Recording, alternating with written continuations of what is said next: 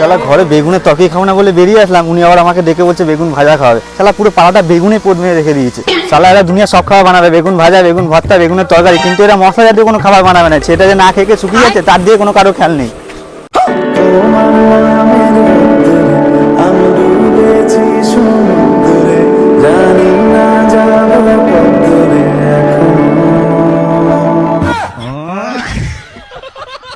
শালা মুরগি, শালা মুরগিটা আমাকে চুরি করতেই হবে। শালা বেগুন খেয়ে মরি না মরি, এমনি শালা মরে যাবো।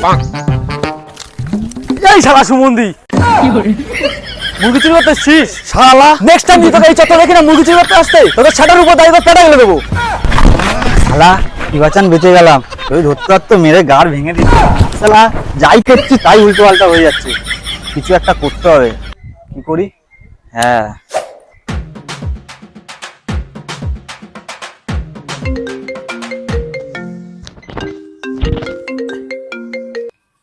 হ্যালো।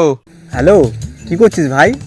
কি আর করবো রে ভাই, আমার জীবনটা পুরো ভেন্ডি ভাজা হয়ে গেছে। আরে ভাই আমার বাড়িতেও তাই প্রবলেম। চ ভাই একটা কাজ করি, দুজনে মিলে রেস্টুরেন্টে খেয়ে আসি। হ্যাঁ সত্যি বলছি? কিন্তু আমার কাছে তো ভাই টাকা পয়সা। আরে ভাই তুই টাকা পয়সা নিয়ে কেন চিন্তা করছিস? তোর ভাই আছে তো, তোর ভাই থাকতে তুই টাকা চিন্তা করছিস? তুই খালি রেডিও থাক, তোর ভাই আসছে, ঠিক আছে? ঠিক আছে ভাই, আমি এক্ষুনি রেডি হচ্ছি।